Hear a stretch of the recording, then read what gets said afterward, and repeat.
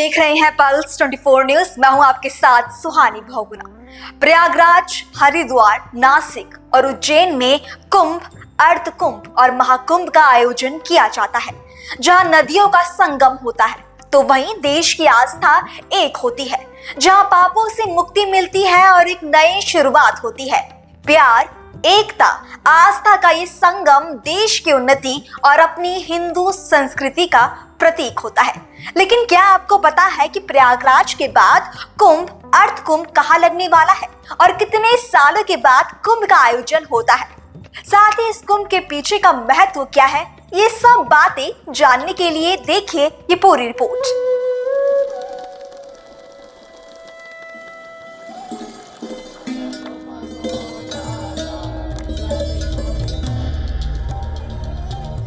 गंगा पर जो ध्यान लगाए वो ही कुंभ में ईश्वर को पाए। 144 साल बाद हुए प्रयागराज महाकुंभ में देश विदेश से आए श्रद्धालुओं ने आस्था की डुबकी लगाई। 45 दिनों तक चले इस महाकुंभ में 66 करोड़ से ज्यादा लोगों ने संगम में स्नान किया।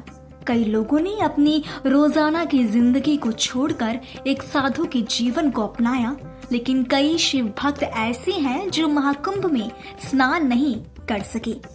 कोई अपनी मजबूरी के चलते नहीं जा सका तो किसी ने ज्यादा भीड़ के चलते जाना उचित नहीं समझा, जिसके बाद अब शिव भक्तों के लिए 3 सालों में 3 कुंभ और अर्ध कुंभ लगने जा रहा है। कुंभ के दौरान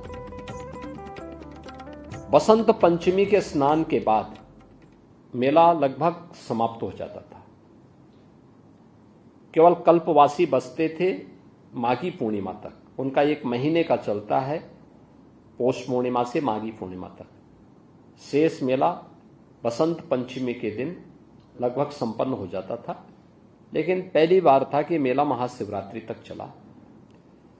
हमने अंदाजा लगाया था कि 45 दिन में एवरेज 75,000 से 1 करोड़ लोग आएंगे, यानी 75,000 से 1 करोड़ लोगों की उपस्थिति होगी। लेकिन एवरेज जो उपस्थिति थी पूरे आयोजन में, ये मौनी अमावस्या के पहले, यानी मौनी अमावस्या में 28, 29 और 30 को ही 15 करोड़ श्रद्धालु वहां आए थे, जिनमें 5 करोड़ 28 जनवरी को, 8 करोड़ आए थे आपके 29 जनवरी को और 2 करोड़ थे 30 जनवरी को।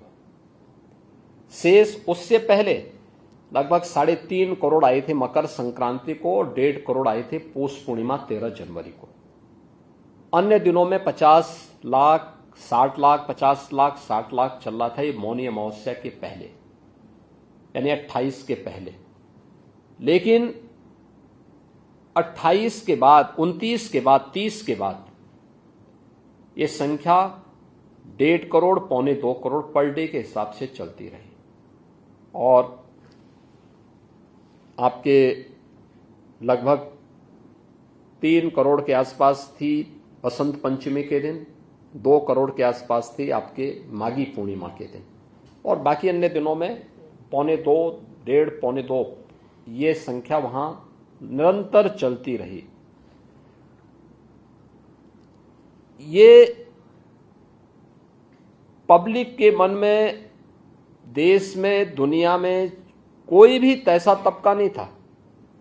राष्ट्रपति जी आए थे, उपराष्ट्रपति जी इस आयोजन में भागीदार बने, प्रधानमंत्री जी 5 फरवरी को इस आयोजन में भागीदार बने, उपराष्ट्रपति जी 1 फरवरी को इस आयोजन में भागीदार बने थे, 10 फरवरी को राष्ट्रपति जी आई थी, तमाम केंद्रीय मंत्रीगण आए थे, राज्यपाल आए थे, माननीय मुख्यमंत्रीगण आए थे और 74 देशों के एम्बेसडर और हाई कमिश्नर्स भी इस आयोजन में भागीदार बने। भूटान के नरेश भी इस आयोजन में भागीदार बने थे। 12 देशों के मंत्रीगण आए थे और अन्य देशों के लगभग 100 से अधिक देशों की भागीदारी इस पूरे आयोजन में होती है। हर एक तबका उस आयोजन का हिस्सा बना था, क्या उद्यमी हो, क्या सामान्य नागरिक हो, क्या वह सेलिब्रिटीज हो, चाहे वह फिल्म स्टार हो, चाहे वह देश का जो क्रिकेटर हो या कोई भी अन्य, हर एक तबके का व्यक्ति उस आयोजन का हिस्सेदार बना था। और जो भी आया उस अद्भुत संगम को देख करके, दृश्य को देखकर अभिभूत होता था, डुबकी लगा करके फिर वहां से बहुत अच्छी बातों को लेकर के जाता था।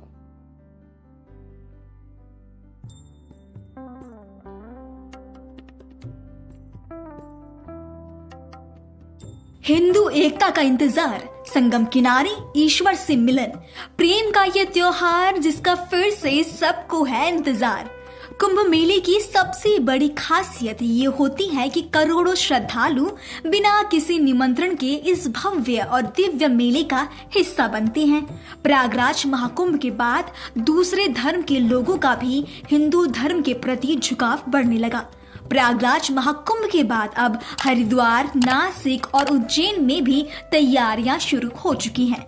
उत्तराखंड के हरिद्वार में महाकुंभ को लेकर सरकारी अधिकारियों ने अर्ध कुंभ 2037 की तैयारियों को लेकर बड़ी बैठक की।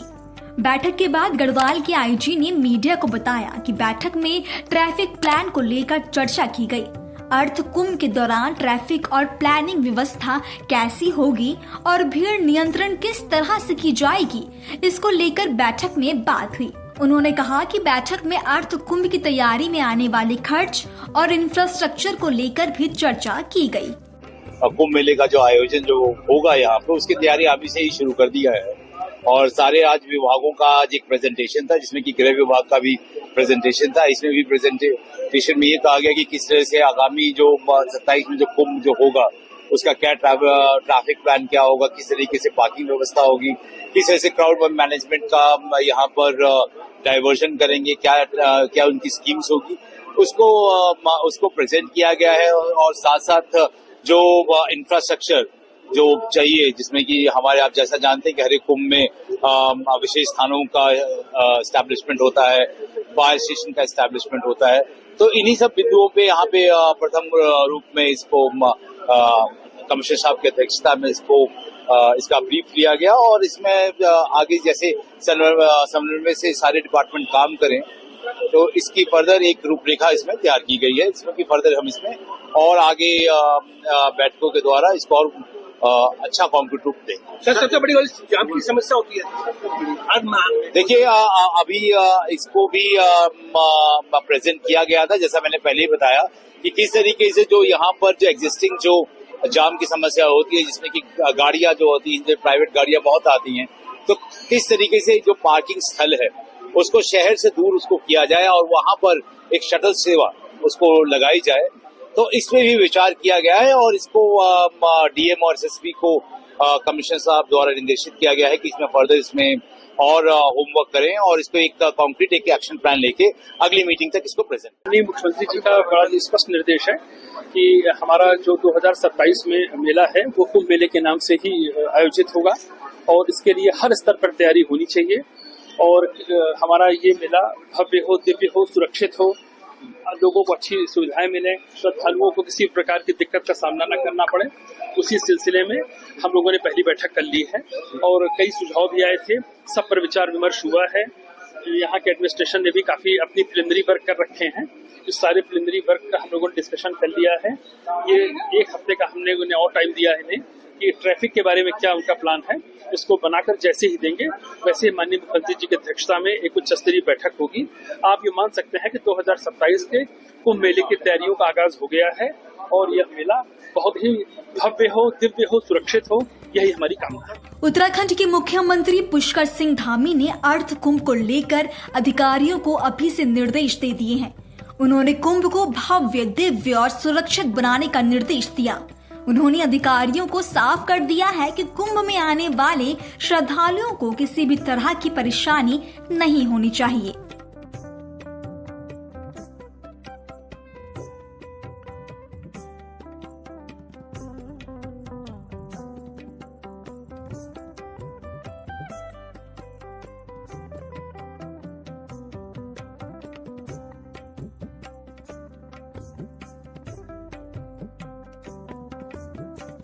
दो 2027 में सिर्फ हरिद्वार में नहीं बल्कि नासिक में भी कुंभ का आयोजन किया जाएगा।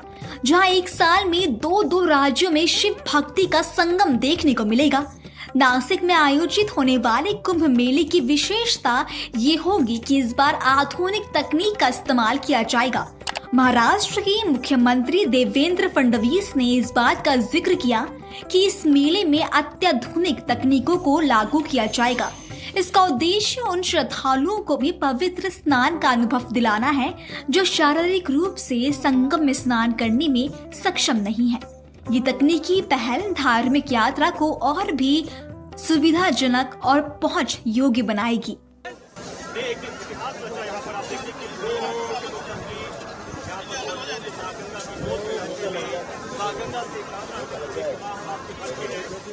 माँ गंगा, माँ यमुना की कृपा है, संगम का ये किनारा है। माँ तीर्थों में तीर्थ, प्रयागराज सब तीर्थों का राजा है। ऐसे में यहाँ कुंभ स्नान पे स्नान का जो आनंद है ये कई जन्मों के पुण्य के बाद होता है। तो मेरी अपनी ओर से मध्य प्रदेश वासियों को उनके सबकी बेहतरी के कल्याण के लिए, खास करके युवा मित्रों के लिए, बेरोजगारों के लिए रोजगार उपलब्ध हो, जीवन खुशहाल हो, सभी प्रकार की श्रेणियों के लोगों के लिए जीवन में मंगल ही मंगल हो, यही भावना से। आदरणीय योगी आदित्यनाथ जी से भी मेरी बात हुई कि वहाँ पर जो नियोजन किया गया है, करोड़ों लोग वहाँ आए और वो नियोजन देखने के लिए, उसकी जानकारी लेने के लिए हमारे यहाँ से सभी अधिकारी जो है एक टीम जाने वाली है और उनको वहाँ के लोग मार्गदर्शन करेंगे। इसलिए मैंने उनसे बात की और उन्होंने कहा है आपके टीम को भेजो, उनको हम पूरी जानकारी देंगे ताकि ये हमारा जो सिंहस्थ कुंभ है यशस्वी हो जाए, लोगों को क्या कोई भी किसी भी तरह की उनको तकलीफ ना हो। मुख्यमंत्री ने भी बैठक बुलाई थी कुंभ मेले को लेकर, आप नहीं गए उसमें, तो क्या करें? अरे मुख्यमंत्री ने जब भी कुंभ मेले की बैठक ली थी तब मैं भी था उसमें और अजीत दादा भी, दोनों भी थे और तभी जो सूचनाएं दी थी उसके सूचना का आगे क्या हुआ उसका रिव्यू यहाँ पर, उसका आढ़ावा जो जायजा लेने की मीटिंग आई। हमने महाकुंभ कुंभ के बारे में कई बात जानी, लेकिन क्या आपको पता है कि कुंभ 3, 6 और 12 साल में क्यों लगता है?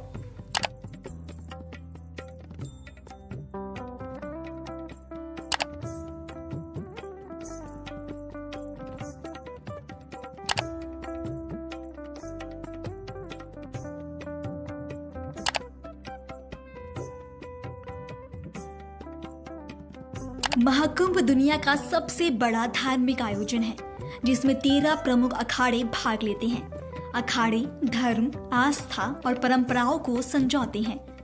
अमृत स्नान के दौरान अखाड़ों के साधु पवित्र नदी में डुबकी लगाते हैं जो भव्य जुलूस और तपस्या के माध्यम से श्रद्धालुओं को प्रेरणा प्रदान करते हैं।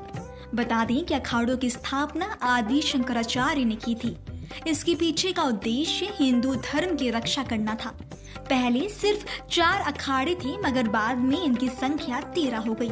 इनमें से 7 अखाड़े भगवान शिव की आराधना करते हैं। बाद में किन्नर अखाड़े की भी स्थापना हुई।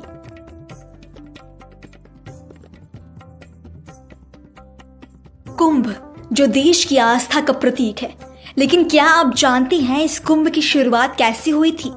कुंभ मेले की शुरुआत हिंदू पौराणिक कथाओं के अनुसार समुद्र मंथन से हुई थी, जहां देवताओं और राक्षसों ने अमृता प्रदान करने वाले अमृत के लिए युद्ध किया था। ये युद्ध 12 दिव्य दिनों तक चला, जो 12 मानव वर्षों के बराबर था, और अमृत की बूंदें 4 स्थानों हरिद्वार, प्रयागराज, उज्जैन और नासिक पर गिरी थी, जहां अब कुंभ मेला लगता है।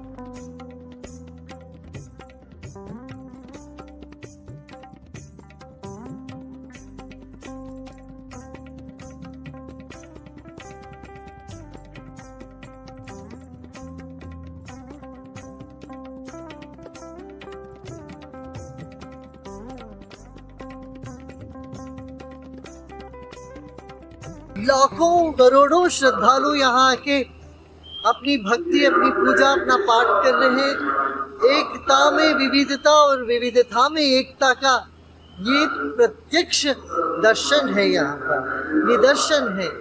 और केंद्र सरकार और उत्तर प्रदेश प्रशासन के द्वारा बहुत सुचारू व्यवस्था की गई है सबके लिए। और देखिए, जब तक राजाश्रय नहीं होता है, धर्म फलता नहीं है। इसलिए कहा गया धर्मो रक्षति रक्षितः। धर्म की रक्षा एक तो प्रशासन को करना पड़ता है, एक व्यक्ति को करना पड़ता है, समाज को करना पड़ता है। यहाँ दोनों देखते हैं हम, समाज भी धर्म की रक्षा कर रही है, प्रशासन भी कर रही है। इसलिए भारत श्रेष्ठ भारत बन के निकलेगा।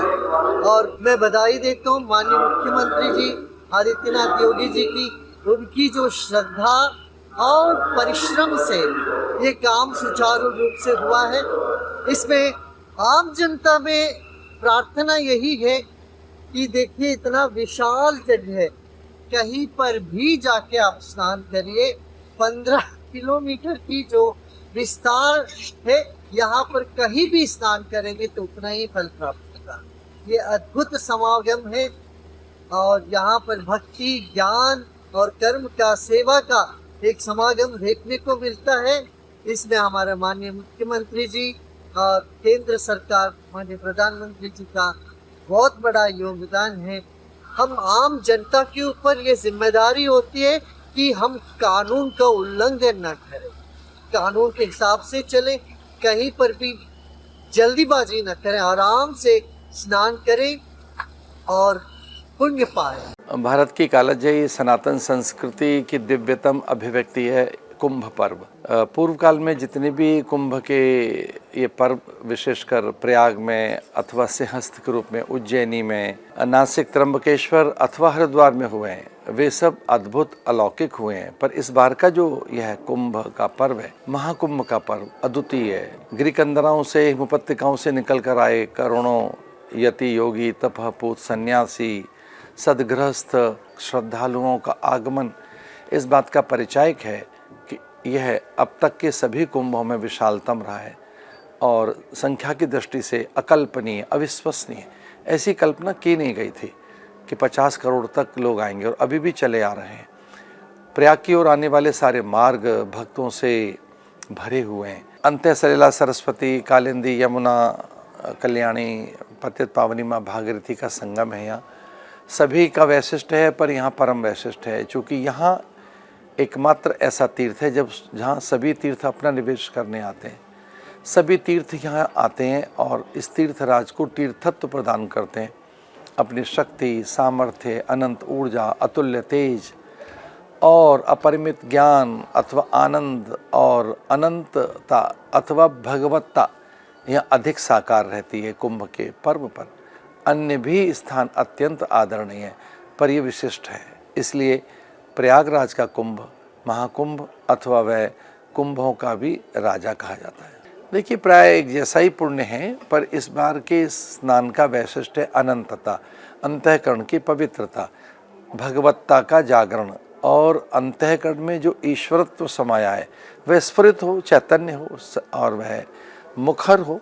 तो अंतःकरण में जो भगवदीय चेतना है वह मुखर हो, प्रखर हो, सर्वत्र विकीरित हो, साकार हो, इसकी फलश्रुति है। आस्था दिखाई दे रही है, सर्वत्र विश्वास दिखाई दे रहा है। जब आस्था और विश्वास रहता है, जहाँ आस्था है वहीं रास्ता है। श्रद्धा से भरा हुआ मन ईश्वर प्राप्ति का सर्वोत्तम साधन है। श्रद्धा से भरे हुए लोग आ रहे हैं, उनके मन में अपूर्व विश्वास है, तो ऐसा कहा जा सकता है कि वो यहाँ आएँ, श्रद्धा से डुबकी लगाएं, यहाँ की पवित्रता मर्यादा का ध्यान रखें, भीड़ में एक दूसरे का ध्यान रखें। और विशेषकर यहाँ आप देख भी रहे हैं, करोड़ों लोग आए, परस्पर सबने एक दूसरे का सहयोग किया है। पुलिस के पास वेपन्स नहीं है, डंडे नहीं है, आंसू गैस नहीं है। ऐसी कल्पना की नहीं जा सकती कि 50 करोड़ लोगों को श्रद्धा से उन्हें अनुशासित किया जा सके। वो स्वयं के अनुशासन में थे, तो तीर्थयात्रियों को यह ध्यान रखना चाहिए कि वो आत्म अनुशासन में रहें, संयम में रहें। और यह यहाँ दिखाया भारत के सनातनियों ने। ये बहुत ही अद्भुत संकेत है कि जब सनातन की स्वीकार्यता पूरे विश्व में जग रही है, योग के द्वारा, आयुर्वेद के द्वारा, आध्यात्मिक विचारों के द्वारा, भगवत्पाद भगवान शंकराचार्य के अद्वैत मत के द्वारा, गीता के द्वारा, जब पूरे विश्व में सनातन धर्म को लेकर स्वीकार्यता है, तो युवक जगा है। युवक को पता लगा है कि उसके जीवन की सिद्धि का मार्ग, सफलता का मार्ग, उन्नति उन्नयन का मार्ग, अथवा तो जीवन में जो वो चाहता है उसकी प्राप्ति का मार्ग हमारे धर्म में ही, अपने धर्म में।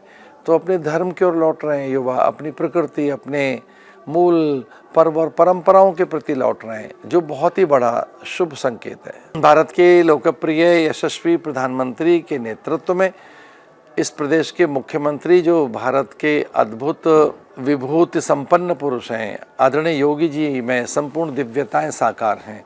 उनके सामर्थ्य, अखंड प्रचंड पुरुषार्थ से पूरा देश चमत्कृत है और उनके सुशासन के द्वारा, उनके निर्देशन में यहाँ के पुलिस प्रशासन ने अद्भुत व्यवस्थाएं की हैं। 50 करोड़ लोग आए और परस्पर एक दूसरे का आदर करते हुए, एक दूसरे का सहयोग करते हुए कुंभ के मेले को उच्चतम प्रतिमान प्रदान किए। मैं आदरणीय योगी जी को बधाई देता हूँ कि उनके सत संकल्प से, उनकी पवित्र भावना से और उनके दिव्य विचारों से पूरा संसार आकर्षित हुआ है। पूरे संसार में एक अद्भुत स्वीकार्यता जगी है कुंभ को लेकर, काशी को लेकर, अयोध्या को लेकर। आज उत्तर प्रदेश में करोड़ों करोड़ों भारतीय तीर्थ यात्रा करने के लिए आ रहे हैं। ऐसा पहले कभी नहीं हुआ था। योगी जी ने सबको आमंत्रित किया, प्रत्येक ग्रामवासी को, प्रत्येक जन को, सबको, और उनके आह्वान पर सब यहाँ पहुँचे हैं। पहली बार किसी शासक ने ऐसा औदार्य दिखाया है। मैं उनके इस औदार्य के प्रति, इस उनकी शुभ संकल्पना के प्रति उन्हें साधुवाद देता हूँ और बहुत बहुत बधाई। प्लास्टिक मुक्त भारत चाहिए, स्वच्छ और साक्षर भारत चाहिए, हरित भारत चाहिए। समृद्ध भारत, सशक्त भारत तभी होगा जब हम अपने घर को जैसे साफ रखते हैं वैसे गली और मोहल्ले को रखें, अपने नगर को रखें। स्वच्छ भारत की ओर आगे जाएं, साक्षर भारत की ओर, स्वस्थ भारत की ओर, समृद्ध भारत की ओर अनुशासित रहें, प्लास्टिक मुक्त भारत बनाएं। अंत ही आरंभ है, ये तो आपने सुना ही होगा, क्योंकि भगवान विष्णु ने मोहिनी अवतार लेकर देवताओं में अमृत वितरित किया, जिससे युद्ध समाप्त हो गया और इन स्थानों को कुंभ मेले के लिए पवित्र बना दिया गया।